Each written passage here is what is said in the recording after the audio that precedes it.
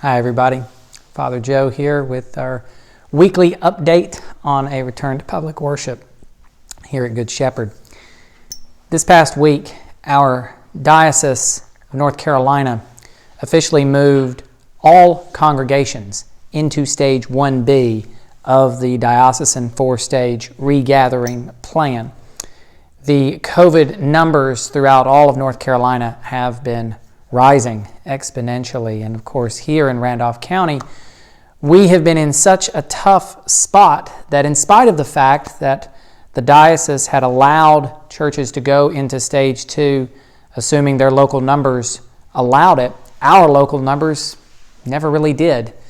And so this move diocesan-wide back to 1B doesn't affect Good Shepherd all that much because we never actually went to Stage 2.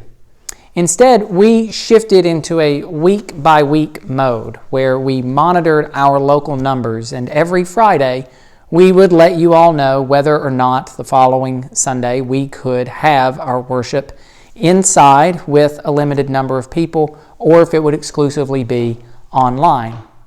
Our plan, of course, was to come back together, assuming the numbers allowed it, on All Saints' Day, November 1st. But our numbers have steadily gotten worse and worse to the point where now the diocese is telling all congregations, even those that had been able to go into Stage 2, to go back into 1B.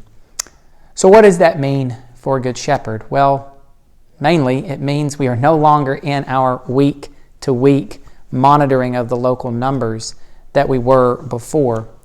We will indefinitely postpone these weekly updates and these monitoring of the local numbers to let everybody know if we can go into Stage 2 and if we can have our worship together in person.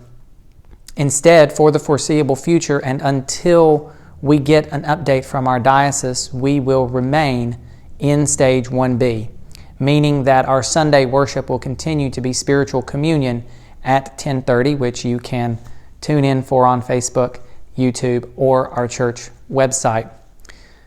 We encourage all of you to be diligent, to make good choices, to wear your mask, keep your distance, wash your hands, and please understand the severity of this virus.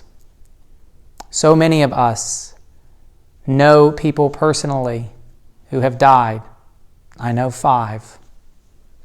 If we don't know someone who has died, we certainly know someone who is ill. And if we don't know someone who is ill, we certainly know someone whose life has been drastically altered by this virus. It cares nothing for any of the barriers that we erect around each other. It cares nothing about our economic status. It cares nothing about our borders. It cares nothing about any of the laws that we have enacted. It has impacted every single one of us.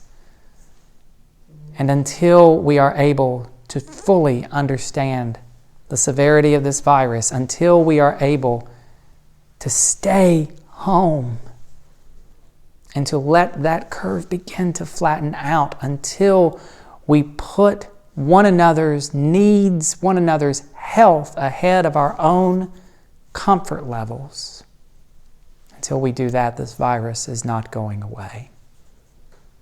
And so particularly as we head into Thanksgiving next week, as we go into the holiday season, and as all of us have to make very hard choices for how we are going to spend that time, I pray that God may give you the grace to make the hard choices, to stay separated from one another for the sake of honoring one another and for the sake of keeping one another safe and healthy.